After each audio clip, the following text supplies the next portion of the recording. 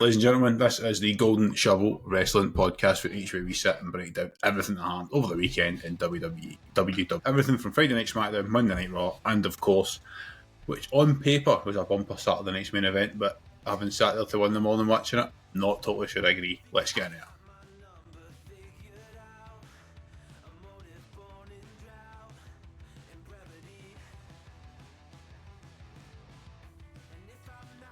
We're back. We're on a roll once again. Three-man team. Roscoe, how we doing? Good. I am very much looking forward to chatting some wrestling as always and sort of picking apart what was a interesting long weekend of wrestling. So let's talk about it. And Daz, straight over to you. How are you? And from SmackDown, another decent US Open challenge match. Yeah, aye. Pleasure to be here as always, breaking down 3 nights of WWE action. So, yeah, SmackDown. Nice open challenge, but unfortunately, that's all I can really be excited about in SmackDown. But for as long as this is going to continue, at least I've got something to hold on to on the blue brand. But it was an interesting decision to go for a guy who is very much known as a tag team specialist. I guess that's the benefit of this open challenge, is we can see people in different lights, but because it's a one-off 15 minutes every Friday night, there's no before, there's no after, there's no build. It's a free hit, and I thought Nathan Fraser came out looking really, really strong. Yeah, he did. There's definitely a path for him on the main roster in the future, because I think him and Axiom have both got mad potential. Yeah. Without having to have a heel face split.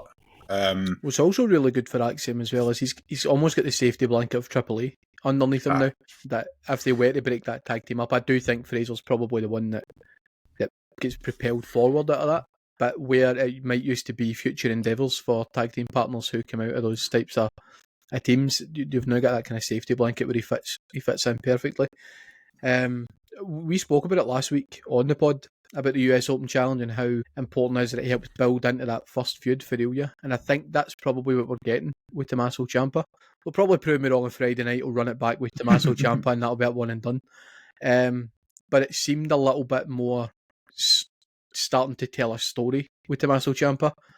But whether or not that's for a Johnny Gargano, I honestly don't know where that's headed, but I do think we are kind of building towards a bit of stability and an end, perhaps, to the US Open Challenge, maybe just in the meantime. We're going to touch on this a lot from the fallout from Saturday night's main event, and especially what happened on Monday Night Raw, but it's a strange time of year now in the E, because War Games is War Games, and it does look as though there's going to be at least 2 War Games matches, which means it will be at the very most a 5-match card, but possibly a 4-match card to allow for entrances in the time. John Cena's last match is a standalone event in December, and then into a European tour. And I'll talk about that Saturday night's main event, which they've randomly booked the week before the Royal Rumble. I have a theory on that. So there's no big event for Ilya to be on a PLE, really, with the US Open title, unless it's John Cena's last match or it's one of the extra War Games matches. But you're right. Let's have this run for another couple of weeks, but no one's ever going to question Ilya Dragunov's in-ring work. The question is, can he do the main roster bit where, whether we like it or not, the promos and the talking bit matter as much as the in-ring stuff. Ross, in terms of the rest of SmackDown, and you want to pick out, but we had Kit Wilson versus Carmelo Hayes. Everybody's complained that Carmelo Hayes hasn't been booked, but the fact is he's on the show every week. Yeah, he's on the show every single week. Literally every week wrestling. Nia Jax versus Alexa Bliss, I think, once again proving that SmackDown needs a bit of a shake-up and the women's division needs a bit of a merge in there, because that's not going to be it for me. MFTs and the machine gun. Just putting your opinion out there. I love the MCMG, and I always have. Shonda. Again, decent match, but come on, the MFTs, the contract signing was absolutely, it was just a really bad segment. It was awful. If anything, it made me not want to watch on Saturday night. And then that was it. Like, SmackDown peaked 20 minutes in. I've only got one more positive about SmackDown as well. And you mentioned them already. Really bizarre and totally out of the blue that Kit Wilson has brand new in-ring gear and singles music. That's so out of the blue that it surprised me. I'm going to assume that Elton Prince's injuries. Yeah, mostly. Yeah, because it was a bad one. I remember watching that. I think you were on holiday at that time, because I think it was just Ross and I. Or did we watch it and it was like, oh my god, this guy's bleeding. Yes, that would have been back in just post Mania, back when I was in Turkey. That's what I'm saying. It's a long time ago, and time ago. there's been no. And it was not. It wasn't like anything that was torn. It was a cut. So I don't know what's that, unless it's a bad It was his concussion face, he's though, had. was it not? Aye. It was a horrible injury. Ross, anything else you picked it for SmackDown there? There really wasn't an awful lot to write home about. Usually you find that they use these SmackDowns as a way to set up like the event that's coming up the next day, and I think other than the contract signing, there didn't really feel like an awful lot that was there to set that up, which is maybe because they did stick to the 4-match card, the 2.5-hour show. I dare say that we'll get into the show and maybe if that worked or not, but yeah, that there wasn't really an awful lot to write home about. It's a weird show. It wasn't necessarily an absolute disaster class that they've had before. It was maybe worse in the sense that it was kind of forgettable.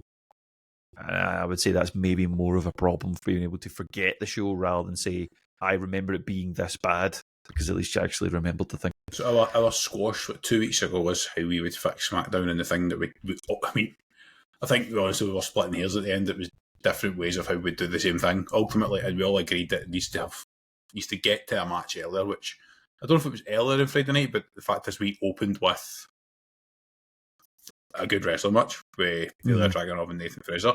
But I think any time you're closing the show with a promo segment, essentially, a contract signing, is not a good place to be, especially in a show that is struggling from a lack of wrestling. Definitely. And we praised the go-home SmackDowns all the way up until they lost that last hour. This year, they were all brilliant because they all had that NXT person stepping up, or they all had something that was a bit different, and they've just felt a bit... I mean, we now look at them and we say, we kind of know we're not seeing MJF perform in the Saturday night, and obviously that's a chance of injury and stuff like that, but it's a bit... There's a perfect way. It's one of those ones where we talk about it enough, don't we? We talk about it all the time. I think that's where I think every week. The easiest way to fix it is have Ilya open the show and then have him run another open challenge in the main event. It's literally the only way to save SmackDown right now, is have him defend the belt twice every Friday. Just wonder if maybe the way they can slowly transition towards him doing a little bit more as he opens the show and has somebody calls him out and have a promo battle, but the match is the main event.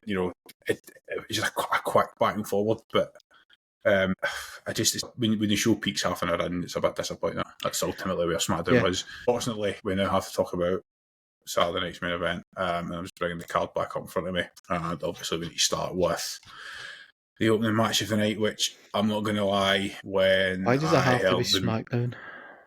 When I heard the music, I just knew straight away what was happening. I knew it was happening before it started anyway. I don't know what I like to start this off with a question to at least give you the first talking point, of which you then can give all your thoughts, because it gets you started, right? Because it's quite difficult on this sometimes. I don't know what question to ask you first. Other than, I guess, the question I posed on TikTok, is this Drew McIntyre done as a main event challenger, at least for a period of time, because of the booking? I think under Cody's reign of terror, yes. I don't think that it's absolute terror ball from Cody Rhodes. He can no longer be a viable challenger to take that title off him.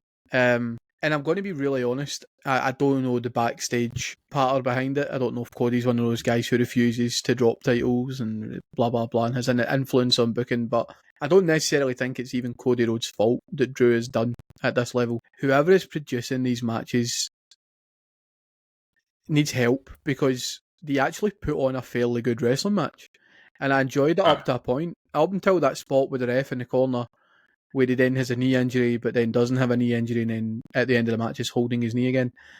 They're great at booking these matches up until the last kind of 5 minutes, and what I'm really struggling with is they don't know how to book Cody Rhodes as a champion. They just don't know how to do it, because they're too scared to pull the trigger on the heel turn.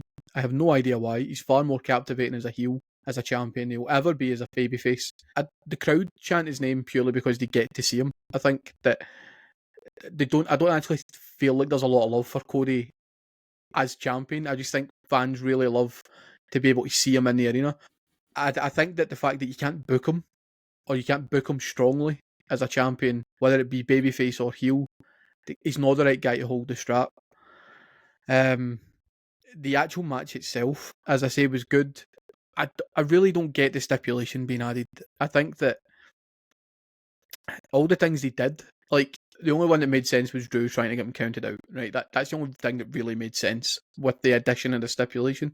you could have booked that finish without a stipulation. I mean, we should be booking that finish regardless. An awful finish, but it just didn't really make sense to me that we're going to have him win dirty again, but we're not going to pull the trigger on the heel turn. Like, have him smack him in the face with the title, broad daylight, and have him turn heel. I just think they missed a golden opportunity. I did live tweet it over the weekend, and I still feel the same way having watched it back, that was the golden opportunity to freshen things up. I spoke about it, and I know Ross agreed with me that if you want Cody to be a 12-time champion before he retires at the end of his next deal, he needs to start dropping titles. You need to start doing a little bit of give and go, and that was a golden opportunity to take the title off him, give it to someone else to carry for a couple of months, put them in the limelight, and then Terrorball can have it back if they really want to put it back on him. I've got immediate thoughts. I'm going to throw it straight over to Ross and say that I think we've had the same conversation all weekend between the three of us, that the match is good. So it went 18:45. The match is good for 16 minutes, and a bit like WrestlePalooza, it's the clunkiness of the finish. Whether Ross, would it be fair to say they're just trying to protect everyone when ultimately, if Drew gets beat, I think we said this at WrestlePalooza, like if he beats Drew clean, it's probably better. This does less for them. And is it so? Either try to overprotect people because it's happening on both shows all the time right now. Daz just said there quite rightly. If the ref's going to take a bump anyway, you could just do the DDT on the title, whether it's so that extra stipulation or not. It's the same outcome. But also, the biggest issue here isn't necessarily Drew losing. It's the fact that he just looks like a fucking idiot every month. Like, that's not the Drew McIntyre character. Like you said it last week, he's not the type of character to lie. He's not the type of character to fall for bullshit every fucking match he's in, is it? I know, it's very strange. Like, I think this was a thing that was a theme throughout the entirety of the card, and that I thought each match was good. Genuinely, like, my issue with SNME was the booking across all of it was far too safe. And I think that was the issue I've now got with these, is this is happening too often with these little Saturday events where they are purely there as a money spinner and nothing else, because you're not really advancing stories on. Yes, with the Jade Cargo one, that's going to advance something and it might start off a couple of things. That's probably the only one we can go, right, okay, cool. I'm kind of intrigued to see how that goes, because we'll get there's a story to come back to as well, isn't there? As well, yeah, there's in something 6 months, there. 8 months, With 9 this, months time. just like, unless the angle is going to be Cody Rhodes going, ha, you wanted this stipulation and I still screwed you over anyways. Like, but that doesn't really work. And then, yeah, where do you go? Where do you go with Drew? Because obviously Cody will just move to the next thing. Maybe it'll just be pivoting towards War Games and all those kinds of things. I don't necessarily know. We'll find out on Friday, no doubt. But at some point in time, Drew can't keep on constantly going for that title. He can't constantly keep on rematching, even if, in theory, he can be aggrieved because he shouldn't have lost. It's just odd. I don't really understand it. Like, Daz is right. If you're going to do something like that, just pull the trigger and turn him heel, and it would actually be kind of interesting, because then that match then just makes more sense to me. As we move this, I'm going to ask you guys to hold on to a thought, and something you just said that actually is a good point that I've got written down for my notes. Well, say written down. I've got a wee thing out here saying about the main event. The safe booking was the right decision in 3 of the 4 matches. This was the one match that wasn't. Like, you're right, the safe bits happen too often, but sometimes, and I'm going to get to the reasons why, it is the right decision, because there's a clear path. This is one of those ones where I'm like, it can't be Cody versus Drew again at Survivor Series. It has to be by now, and I don't see who it can be without having like an immediate trigger pull on the Randy story, which she needs to. The 3 times they've missed the opportunity to actually take that story on, which means I think they have to build that back again over a period of time. They can't just say, right, go. There's no clear path, so is Cody Rhodes getting a break again, which is like, it's so disappointing. And sorry, Disney, I've got one more thought on this, but I'll jump in because my thought sets up the segue to match 2. Yeah, I think it is going to be Drew again, because we don't have a huge layoff until Survivor Series, so I think they are going to run this back one more time. And it's not the right thing for Drew unless one of 2 things happens. A, he takes the strap, which is extremely unlikely, given how they've booked him previously. The only other outcome is that the next feud is built off the back of this match, and it is either Fatu or it is Randy Orton or something. It happens in this match to prevent Drew from winning the title, because one more defeat to Cody, whether it's clean or dirty, it's an absolute write-off entirely for him on SmackDown until that title changes hands. I actually think he's already done, as I mentioned earlier, but I just think we're too close to Survivor Series to really build another WWE title feud worthy of one of your big four. So I think it will be Drew again. And what you've just said there again is the same thing I mentioned about the issue with CM Punk winning the title. No, when we get to that match, we'll talk about it. I don't necessarily disagree with the decision, but the issue there is the story needs to be built now, although they seem to have set their path clearly, which actually is going to feed nicely into that match and this weekend squash, I think. At least for me it does. So my last thoughts on the match is Adam actually said to me the other day, this is worse than anything that John Cena ever did to any up-and-coming star. And it's right, because John Cena's a 17-time world champion, but that means 17 times he's put somebody else over. He's lost the title to Bray Wyatt, to AJ Styles, lost the title to Randy Orton and Triple H. Edge made him, he made Edge. Helped make AJ Styles a WWE star after he came over. And this is like, it's just frustrating, and it's not. I don't mind the long title runs. I don't mind it, but like, can't be simultaneous though. Both titles can't be held long term all the time. So, but that's what I'm going to say. Right, we've got one title on SmackDown which has been held at fucking ransom, and this is me trying not to swear as much because I think I've noticed that I think it's maybe affecting numbers, but I don't really care. You're doing a great job. And then I'm wound up. We've got a title on Raw, which is basically not been held ransom, but it's been totally impacted by injury this year because Gunther's had to drop it because of injury. Rollins, I know it was a fake injury, but that was an injury story around about the title. Then had legitimately got injured and it was fucked onto Punk. And I just think, like, no title, even the John Cena one at Mania, okay, great, never seen 17, but because of the Travis Scott thing wasn't great, no titles really had like a captivating story this year, is why when I've been drafting notes for a sort of end of year's awards thing, I've thrown in things like best feud, because I actually think we're looking away for the titles for stuff like that, because the title feuds have all been impacted by outside factors, which is either injury or just generally crap booking.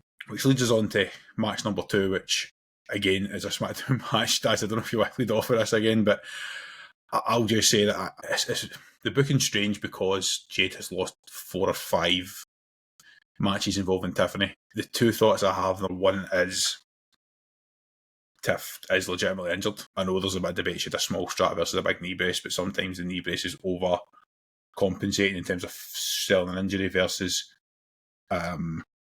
something small that actually allows a bit of movement. I know Kobe Bryant once tore muscles of toe ligaments in this bit of his arm and basically just wore a sleeve because anything else was just restricting his movements. Not saying that's what happened, but it does look like a potentially could be a legitimate injury. When I did go back through the reign and prepping for this podcast, I did notice that as much as we've criticised the booking and the feuds and the stories, see when you look at when it comes to matches on big cards, she did deliver. So there's like a really clear path of stuff that she needs, not necessarily on her, because we've said it's the booking, but where she can quote unquote improve. But the fact is, her in-ring work still is very, very good. When she comes back, she's going to be a monster face whenever that time is. Yeah, I'm really torn on this, right? Because this was both my favourite and least favourite match on the card, and I'm really, really torn by, in trying to break this one down, because I've been saying for a couple of months, Tiffy's reign is on ice. It is, honestly, it was coming to an end for a long time. They just didn't have someone to take it off her.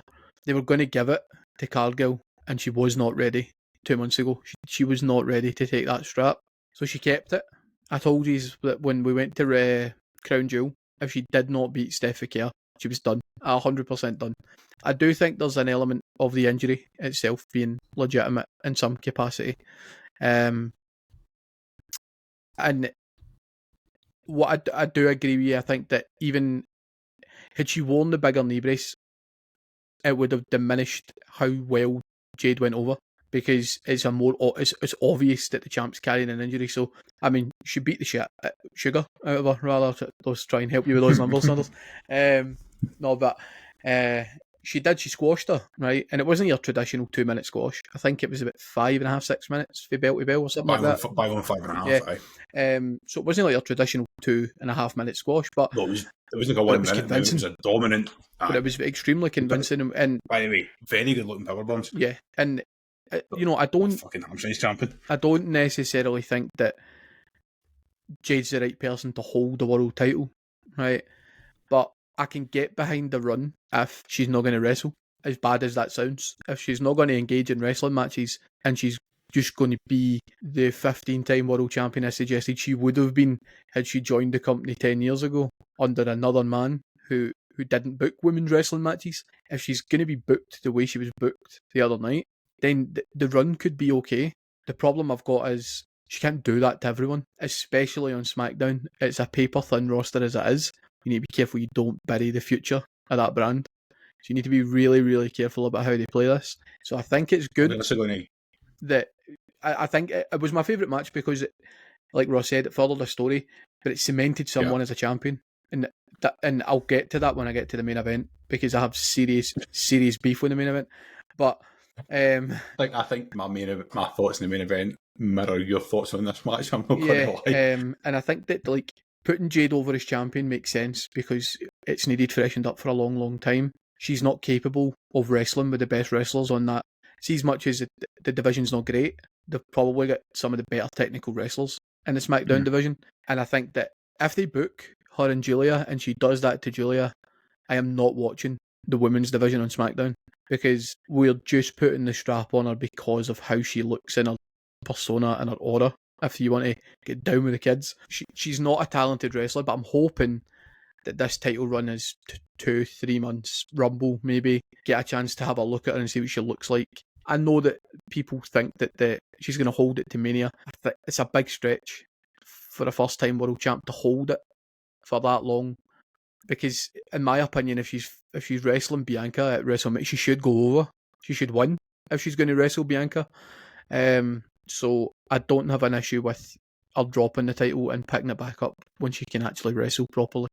So yeah, favourite match on the card in terms of what it did for both champion and former champion, because I think it's a perfect way for Tiff to get some recovery time.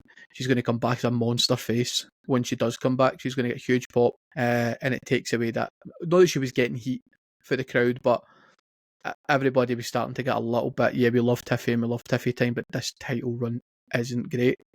So it gives her a chance to reset. So yeah, favourite match, but also didn't like it in a sense. That's weird. The story output's there, which I'll preempt Ross by saying when I come to you as to where this might go. So you can have a wee thought on that in the next 30 seconds or so. But it's the only way Jade could win the title in such a way that we didn't go, oh, that was bullshit.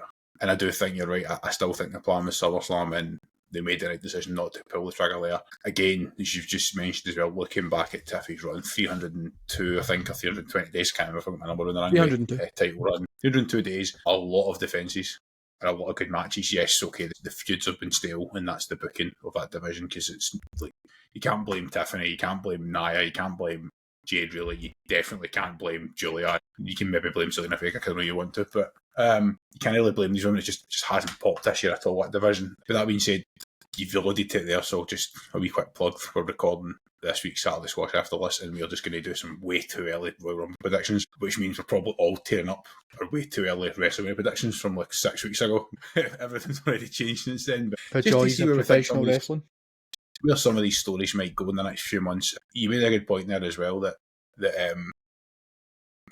it's not a bad time for Jade Cargill because the way the events are set up for the next few months, 2 feuds could get her all the way to Elimination Chamber. They'll protect her title run. They'll put her in War Games. They'll protect her title run. It's smart, but it is smart putting the title on her right now. She needs to be engaging for that time, even if she's not wrestling. Ross, with that being said, where do you go if you're booking this division and Jade Cargill's your champion? Because she needs to look strong, but she can't put down the people who are strong enough to go against her either. If that makes any sort of sense. It is going to need a call-up and a shake-up.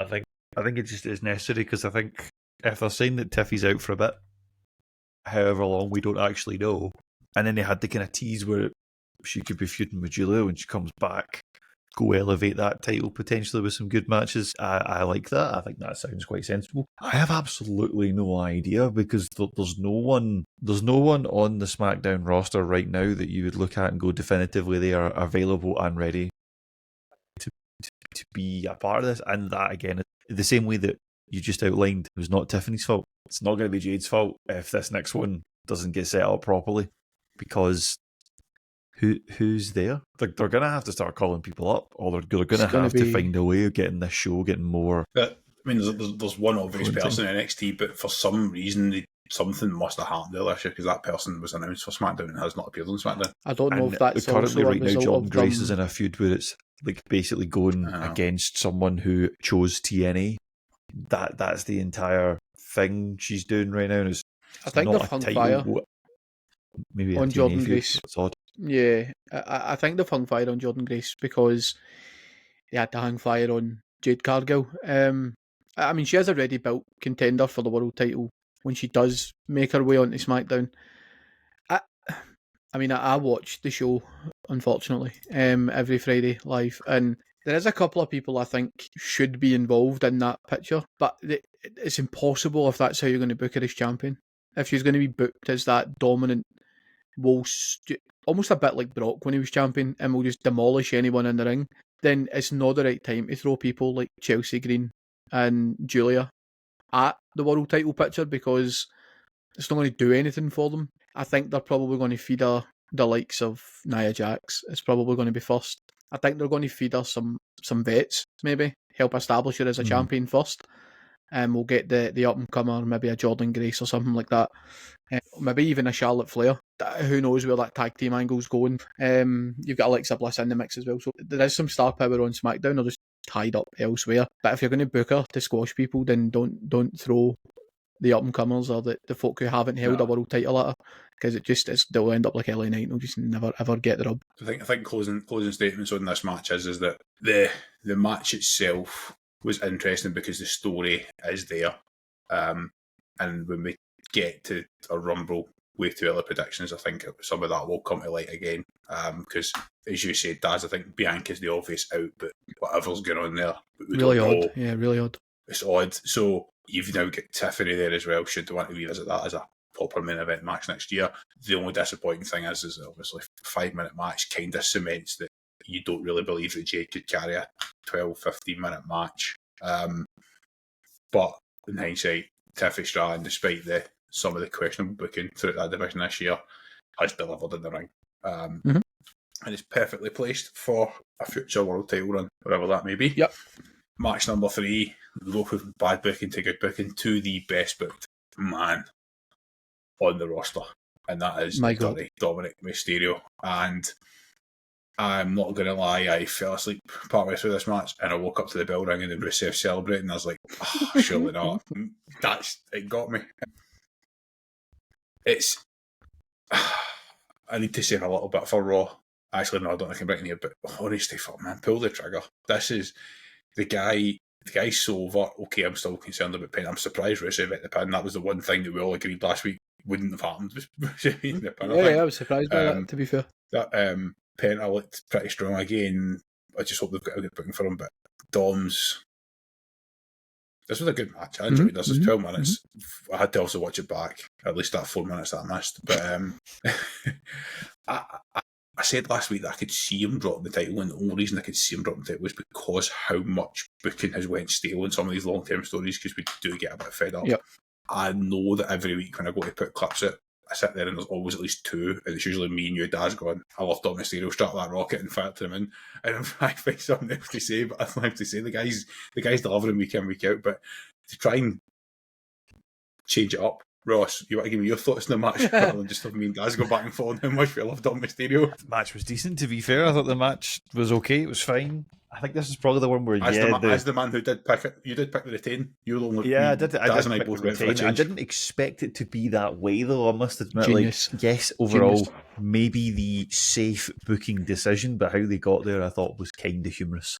I'm not going to lie, because I had no idea. Cause the way that the camera work's done excellent, that you have no idea what the hell's going on. It just pinned to him with a big smile on his face. It was good. I enjoyed that. Really, really, really fits that character. And obviously now we go on to Raw, where his father, not father, is back in the picture. Deadbeat. And that was a very good back and forth promo. I presume that this is Dom going to retire Ray, if I was to guess. Fascinating that's to watch that. I do think Ray's carrying some sort of injury, in the sense that he's not competed for a long, long time.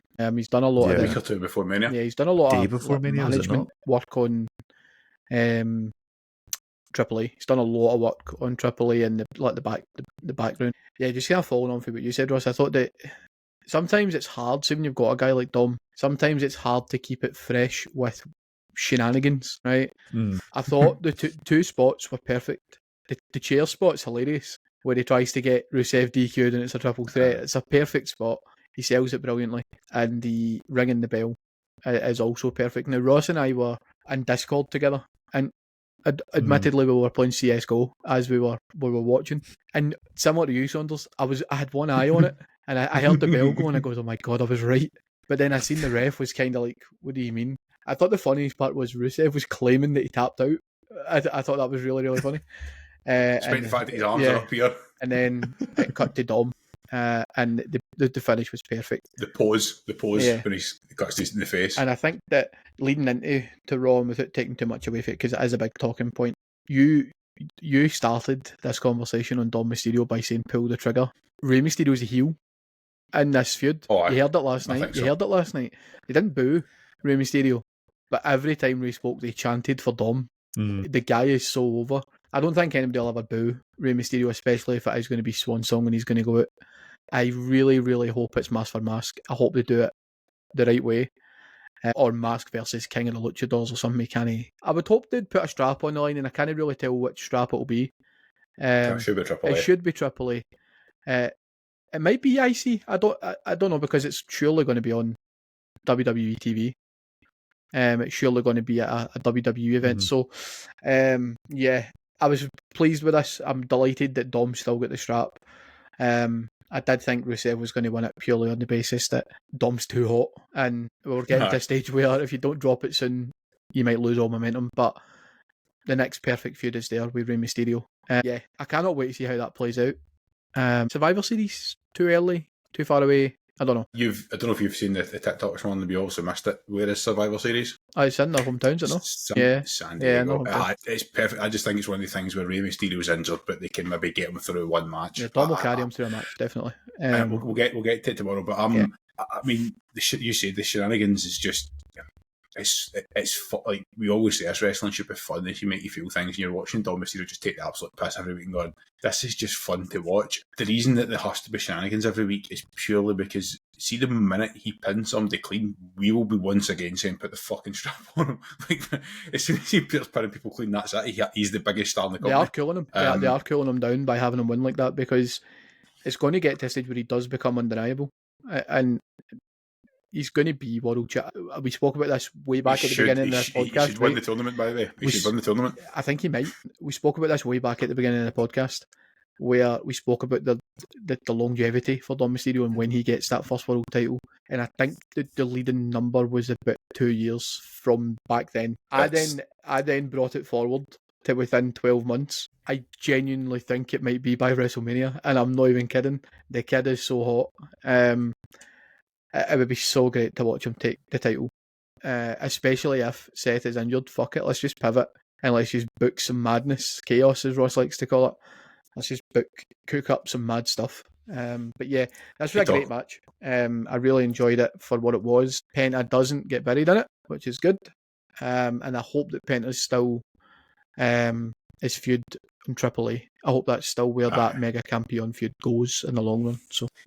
Interesting thing is that obviously this whole thing kind of didn't start, because certainly we've all been massively high on Dom for a long time, and even when we started the podcast we were high on him, but the general crowd reaction started at WrestleMania in Las Vegas, and it's back there next year. Maybe a crowning moment again, because you know it's relatively safe that you get the right reaction. 60,000 people went absolutely nuts because Dom's world champion. Be careful who you take strap off of.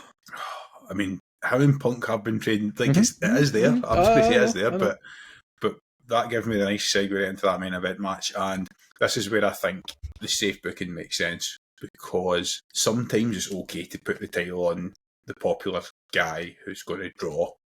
And I'll throw it to you, Ross, again, just on this one, because you also mentioned earlier that the whole show felt too safe. Did you still feel that about the main event? Because obviously obviously partway through the show I did mention that the World Heavyweight title has been so impacted by injury that it's like, let's just go for a steady hand for a period of time.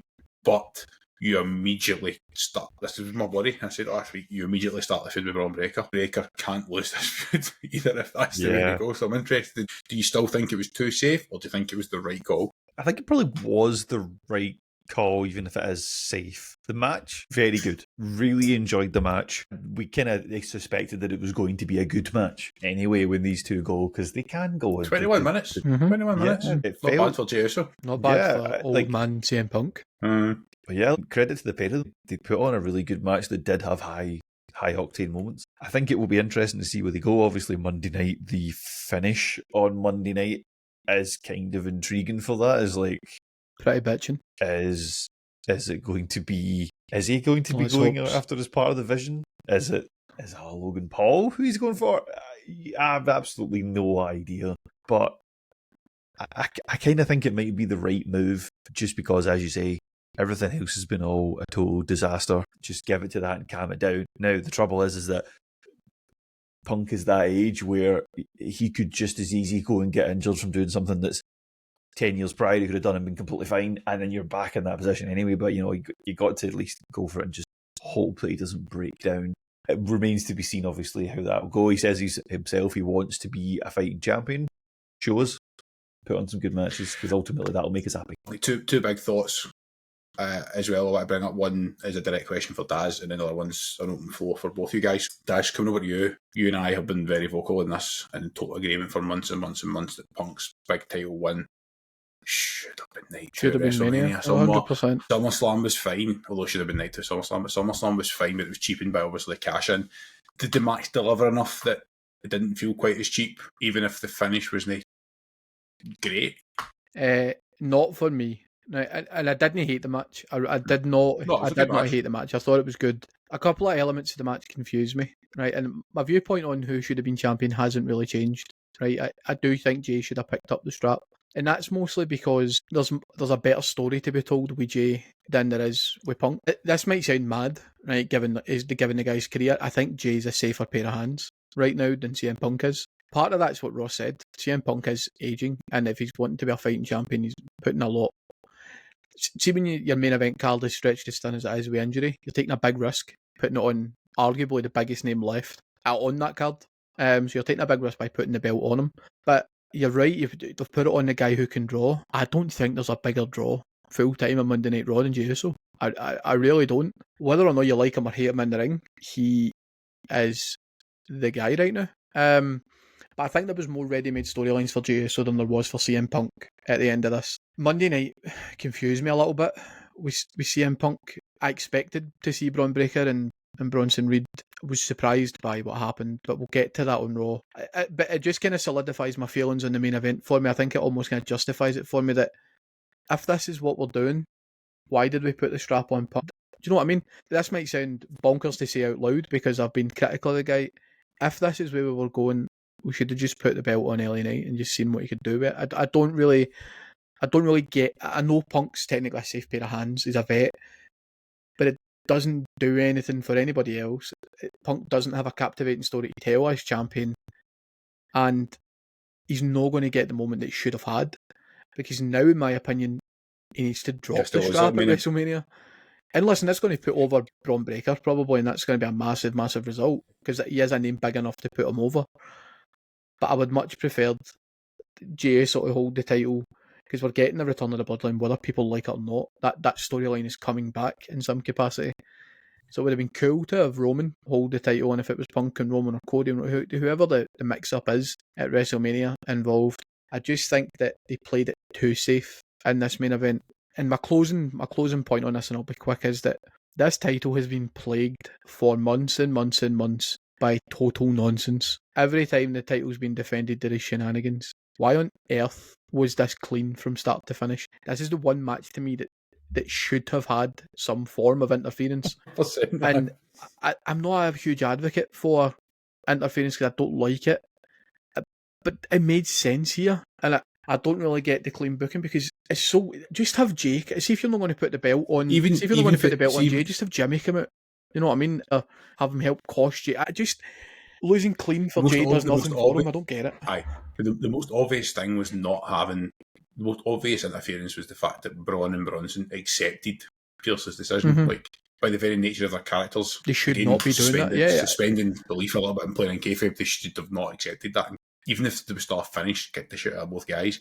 But see, Like, Jay I said on that- Instagram after it, y'all win with a middle finger, and I'm like, right, but you weren't heelish in the right, so I don't get it. I don't get the story we're trying to sell beyond this world title match. It just doesn't make sense to me, and Raw confused me even more on that front. It's just Aye, so batshit crazy. Again, I've got a question to ask you guys in a second. My closing thoughts on the whole situation hasn't changed for last week.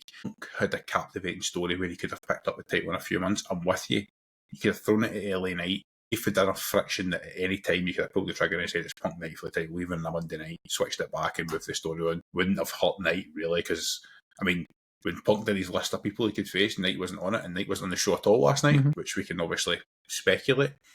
And as you said, Jey also had the baked in stories. My issue is, when I look at the two world titles, Cody versus Drew, Punk versus Jey, there's no out and out heel in either story, really, because although Drew's the heel, but he's well liked. And even when he's been booed, you then get the people on Instagram and TikTok and Twitter afterwards saying, well, yeah, but we still like Drew and he should be winning the title. He's shown heelish tendencies, but he's not really a heel, because the fact is, when the music hits, 20,000 people, the 5,000 people that were allegedly there at the weekend, start yeeting. So I'm with you. The fact is, they now have to build the story. I felt like Punk should have done some more last night. I said that last week. He has to do something on the Monday to captivate the story. The fact is, that story now looks like War Games, which means we're going to see no singles for that title for at least a month. War Games is 3-4 weeks away, but you'll have the full War Games. He can't have his first should be buried behind Cena's last match either. Are we looking at the Rumble before we see anything actually worthwhile for this title? That's what cheapens, because like Punk should have his moment and then be a champion that fights, be buried away, and that's my worry with this feud. The last question I'm going to ask you guys is do we need to bin this thing where he hits the GTS and the guy falls 100%, back and top home? Because 100%. they've done it twice on Saturday. They've done it multiple times before, and I'm like, you're actually downplaying the finisher. The finisher's supposed to put someone away. The fact that the person stays standing does not help the fact that it's supposed to be a finisher. I think you've said the same thing. So your thoughts, and then Ross, your thoughts on that particular spot. I think that do you know who's a perfect example, right? And I'm gonna praise her to the moon probably until the day I die. Steph Kerr. Steph Kerr has a finish that she doesn't use all the time. She saves it for when she needs it, right? See, in a Saturday night main event title match against main event Jey Uso, that spot, in my opinion, isn't required twice for sure. But see if you're wrestling a Roman Reigns or a Brock Lesnar or some such, and it's believable that it's harder to put this man on the ground. That spot has belonging, in my opinion. There is room for that. Not every match, but I think that's the last three, because his last three title matches, I believe he's done that spot. If memory, I'm sure he did it with John as well at Night of Champions way back when. It's the whole thing where they just, oh my god, they conveniently fall back on top of him again, suspending belief. If I come with you, I know it's a really pernickety thing, boss, but like, it's not a finish if it's not putting somebody away. Because even when John, I know the finish stuff, even when Cena does the dub an AA by an AA, it's like he picks the person back up, which means, yes, I've put him away so far with the first move, now I'm burying him. The fact that when Punk does it and falls to his knees, it's like Punk looks fucked and the other guy looks fine. That's not the way it's supposed to look. GTS makes sense. Go to stand. Aye, stand up. It's like, Ross, am I being overly pernickety, or is it? I don't know. It's the one thing that stuck with me. It's maybe a fair argument, to be fair. Like maybe that's something that would be interesting to hear from the folks at home, like how they view it. Because I haven't actually. Maybe I'm just not that perceptive. I haven't actually noticed it until you have raised it. It is a valid point. There's probably something that could be tweaked there to make it look a little bit better. It's just that they do it the same way every time. They don't even change up how it happens. Like Cena always has the same. Hit the turnbuckle. Cena always has the same AA, right? Where but it made sense where they do the crossbody off the rope. He rolls back and he comes back up and he's got them like this, and he puts them on the shoulder. Again, he does it with wrestlers of a certain weight, though. Yeah. Like it's like 30 pound wrestlers. I just don't get it.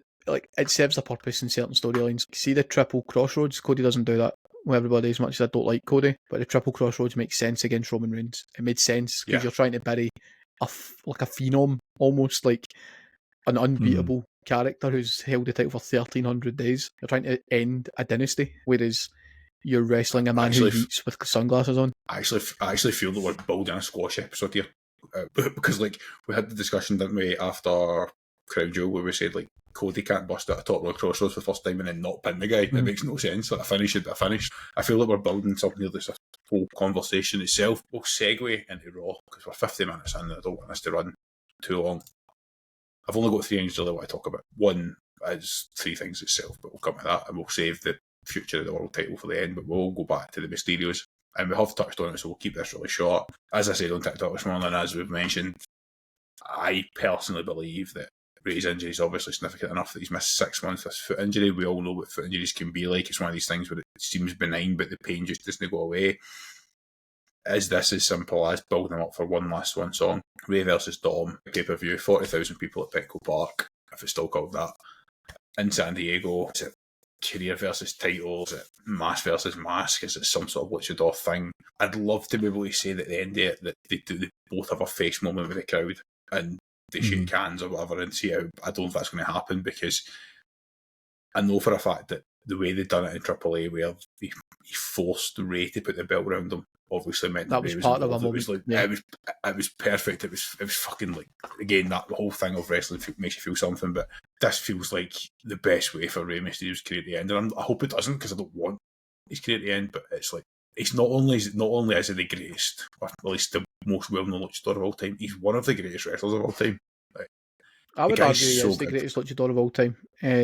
In sense of what he has done for luchador wrestling and lucha libre and stuff like that. I'm not saying that is because I don't watch it week out in Mexico. There might be some Mexicans that would no, I think in terms of technical ability, he's probably nowhere near the best. Certainly now, in terms of technical ability. But I think in terms of what he's done for the product, I think he is versus best. It's like The Rock versus John Cena, and it's like The Rock's probably the most well-known wrestler of them all, but John Cena's the GOAT. Like it's one of those things. Like Ray's probably the most. There goes that trying not to swear shenanigan. Yeah, I don't really have much else. I don't really have much else to say on the Mysterios other than I'm locked in, and I think we'll be able to tell very quickly whether or not this is calling time on Ray's career based on the stipulation for the match. I personally would like it to be mask for mask. But I would also hope that Ray's one of those guys who gets a retirement on TV. I would hope that Ray's one of the guys who gets everybody in the ring at the end of the following Raw.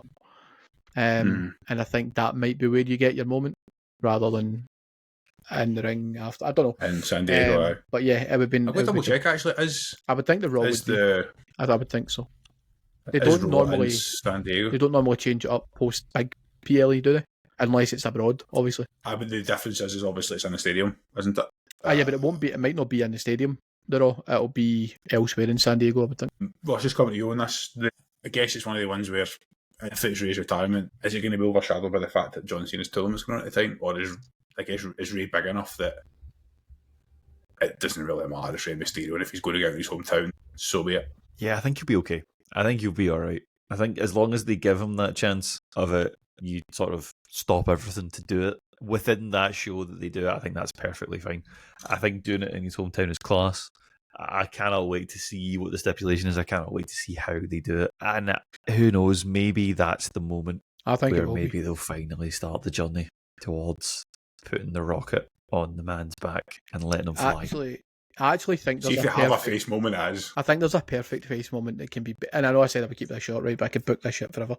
I actually think the perfect face moment is the Judgment Day beatdown at the end, and Dom saves or defends Rey Mysterio, only to then kick him in the nards at the end. That would be perfect. Nah, I'm only kidding. I think that there is probably an element of Rey getting a beatdown towards the end, and there will be some sort of moment. It would be daft of them not to, even if it's still kind of heelish, like Dom wearing Ray's mask at the end up the ramp.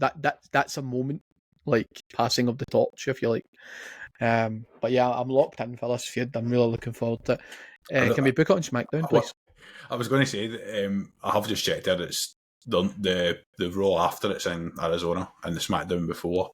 It's Saturday 29th of November, and then the Monday, December the 1st is in Glendale. Wow. Arizona, so it's not in San Diego. I wonder if it will be mask versus mask and he'll take his mask off and leave it in the ring. I don't know. I mean, we're assuming that Dom goes over, but he must. He's not I think going to be one of those guys who doesn't put his son over. Could you imagine? If there's any sort of... That would be a real deadbeat dad move. If there's any sort of face-and-face moment at the end of it, then that's not them strapping the Rocket. The Rocket strapping itself at that point, because it's unstoppable. It's going to be like a fucking runaway train. There is no see what you were asking steel about Ray. Ray's in the Jeff Hardy category that doesn't really matter when or how. People are just always going to appreciate his presence. I don't think whatever else is on that card is going to phase the event itself. Nah, I think I really hope that this was at least maybe the plan. If that is what happens, or it's Ray's come to it, I hope it's not forced by injury, because that would be a shame. Yeah, definitely. But he has been out since before Mania. But he did get physical last night, so obviously there's a level of clearance there. And maybe they're just waiting for the story. Maybe it is just the guy's 50, I think. Maybe it's just a case of protecting the guy I've seen it punctured. The other thing I want to bring up, and Ross gets to talk about Steph here, is the women's division on Raw, because it is night and day in comparison to SmackDown. Just based on what happened last night with the Steph and Nikki Bella versus Roxanne and Raquel. Obviously, Nikki ate the pin.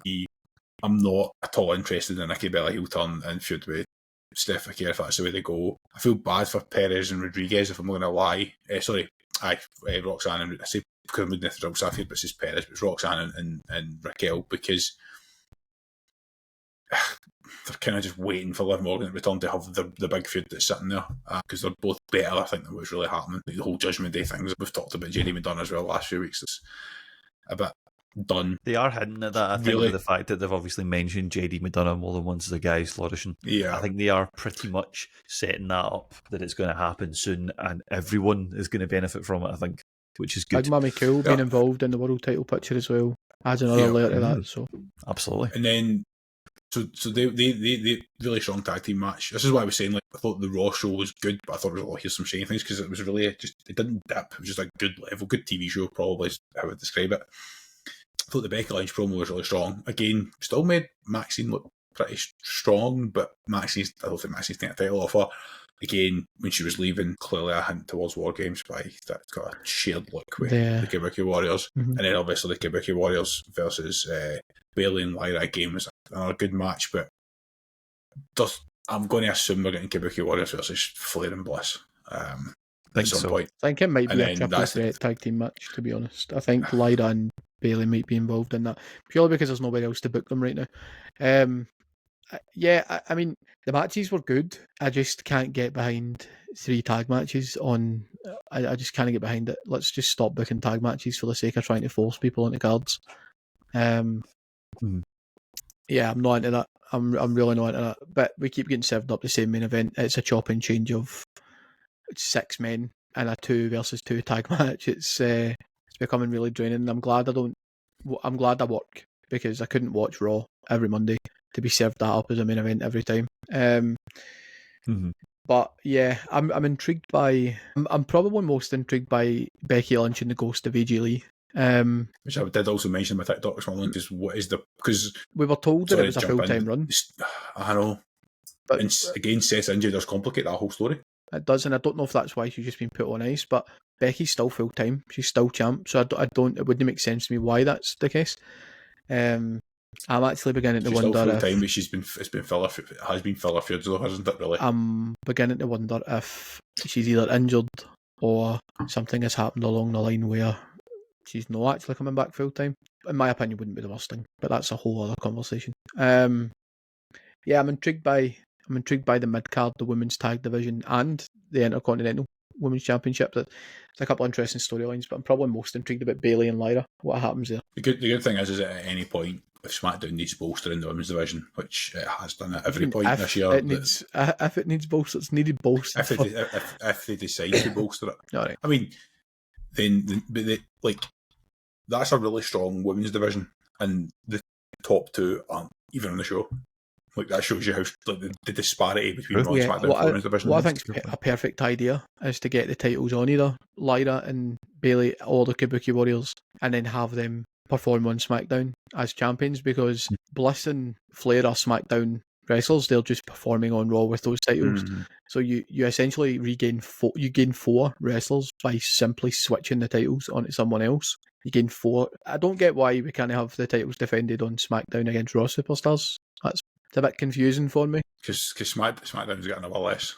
No, It I can know, only be but production reasons. Aye. we're going to book them on the show sometimes anyway. So why do I have to watch Art of Fire again when I could watch Kabuki Warriors? Again, even from like a kayfabe suspending belief perspective, you would say, really champions, you come and challenge us on our show. Why would we come to you? Mm. It's a little bit, and then a little bit funny, and then we'll get to the. I'm not going to talk about the main event because it's just the same tag match we see 4 out of 5 weeks, but we're just tipped over the hour mark. Luckily, thanks to the power of AI, we'll call the pauses it, and it's a bit 12-minute podcast again. And we're going to save a little bit of this because we're going to go and talk about way too early Rumble predictions for 20 minutes. But I'm confused by the seemingly obvious suggestion that it's immediately Braun Breaker, because I do feel like you have to be. So it's not going to happen at War Games. There's going to be a War Games match, right? More than likely. So it's not going to be at War Games. It's not going to be John Cena's last match. And I don't think it's the Rumble either. And I'm like, unless it is the Rumble. But my worry is if you're going to put Braun over in such a way that he's ascending, it should be Mania. That means that either A, spoiler alert for what I'm going to say, it's not what I'm going to say, spoiler alert for potential discussion in 20 minutes' time, but you have to potentially have him win the Rumble because it then buys you the extra time to WrestleMania that he can't be in a title match, essentially, which kind of ruins that all. He has to lose a match, which makes no sense when you're trying to push him. Like, does he have to lose to Punk at the Rumble to then set up the Mania match by going through the Elimination Chamber? I think there's a better way to book it. I think there is a better way. And I think probably is. I actually think that Punk will defend his title inside the chamber and drop it, but not to Braun Breaker. It won't be to Breaker. It will be to Shudder. Logan Paul. No, Shudder. It will be Brock Lesnar, I think. But I do think he will drop it. And I think you'll get Braun and Brock. But that's also me like fantasy booking way ahead of time. I'll be a Paul Heyman contract doofy funny handshake type scenario. But yeah, I said this when I spoke about the main event of Saturday Night Main Event. I'm more confused now by putting the strap on Punk than I was on Saturday night, because Logan Paul, I would prefer it was Logan Paul than Braun Breaker right now for the exact same reasons you've just mentioned. But is Logan Paul just in this feud for War Games, and then he's just going to drop back out? He's just going to drop back out post War Games. But then we've got, after Survivor Series, we've got 3 shows. We've got John Cena's farewell match, which is the main event, so cannot be overshadowed by anything on that card. So you will have a Jade Cargill squash. You'll have a tag match. Nothing will overshadow John Cena's final match. He cannot crown a first-time champion in that show, because they will just get buried away. So that will happen. And then you've got the Saturday night main event before the Royal Rumble for some awkward. I've got my thoughts on that, so I'm going to come to in a second. Because you've got to think that one of the world titles will feature on that show. So who do you book? Are you just going to go with Punk and LA Knight? Are you going to run back JSO? I don't know. And then you've got the Rumble itself, and your champ can't be in the Rumble. Your champ can't be off the show. So no, they've done that the last few weeks. I know they've done it, but they put the champ up in the skyboxes and watch the Rumble, and then Cody points and just ruins the Mania plans anyway. No, I know, but I mean, but this is what you're talking about. It's Punk becomes champion and doesn't defend it on a meaningful show until potentially the chamber. But I'm predicting he drops it at the chamber. So is his first PLE title defense going to end in a loss? That's bonkers to me. But it means he can't feud with Braun Breaker just now. That's what I don't get. Ross, I'll come to you. Do you have any other suggestions from a level-headed perspective? Because it's just winding me the fuck up. Because it's exactly what I said was the risk with Punk winning the title. Is that where did he go? And they'll have a plan, I think. I hope. But do you see it like, if it's Braun Breaker can't lose that, because all that momentum that's been built goes. If it's not Braun Breaker, then what the fuck do you do with Braun Breaker for 6 months? On mute, Ross. Classic. On mute, Roscoe. You're live in Channel 4. Busy trying Please to do make not sure. swear. Trying to make sure I didn't interrupt you to the point where I then couldn't speak. Yeah, it's a fair question. Like, is it as simple as it is actually going to be Braun involved, but then there's going to be a screw job to keep him out of it? Because, I mean, they do enjoy a little bit of interference to ruin that. But if it is, who's that going to be? Because, I mean, I know we don't know when Seth's back. As I say to us. I think that is who it will be. Is the only way to do that The is Heyman if like Paul Heyman loses control of Braun Breaker and brings in the only person that he's got that's bigger than Braun Breaker. Put him back in. Then you might just get 3 Paul Heyman guys in the main event of WrestleMania. You might end up with 3 Heyman guys in a triple threat. Custody of Paul Heyman. Custody of Paul Heyman match. Paul Heyman in a pole match. Fuck it, book that shit. I would watch it. Would that be so bad? No, I don't think that'd be a bad booking, but it's impossible for Punk to win it. It just is impossible. Do you see it any other way, Ross? Genuinely, because I don't disagree with Daz, but it's like it once again cheapens that Punk moment. That's what I'm worried about. Like he deserves. Maybe he's happy just doing the job, but like I think he doing the probably job is with at the that point in wanted his twice. career. Yeah, I think if he really wanted that moment, I think he would have found a way to get himself out of it. I think he's probably happy at this point where he's just able to go in and put on good matches and I Unless think he's he probably is still at that gonna get point it. where he's starting to put people over. He might still get it. He might drop the know. title and win it back. It's also possible. It just all depends on where the title ends up circulating out to. Like, could it be something simple as, Lesnar does end up with the title, but then Lesnar does a Lesnar story-wise and just fucks off and vacates it himself? I don't care anymore. Lesnar's know. reportedly retiring at SummerSlam next year anyway in Minnesota. So it makes sense for him to have the strap post-Mania because it's only a couple of months out for SummerSlam. So there's loads and loads of stuff to think about, but I'm really, really confused more so now about Punk winning the title because I wasn't unhappy that Punk won the title on Saturday, but now it doesn't make sense to me, really, even more so. I'm intrigued. I think that's where I'm intrigued. I'm fully intrigued if there was a story, but if he's in the War Games, that's what's annoying me because I just don't see a path to if he defends the title next Monday, it's not meaningful. I don't see the path to a meaningful title defence before the Chamber. It could be the Rumble, but even then, it's like we kind of know that the champions are locked in for Mania prior to the Rumble, which is really frustrating. As Daz says, I do dislike it, but I don't hate it in storytelling perspective. A Chamber drop, I dislike Brock. Just have Brock be, if he's going to be involved, just have him as a showcase match, one-on-one with somebody. Doesn't need a title, can away for it.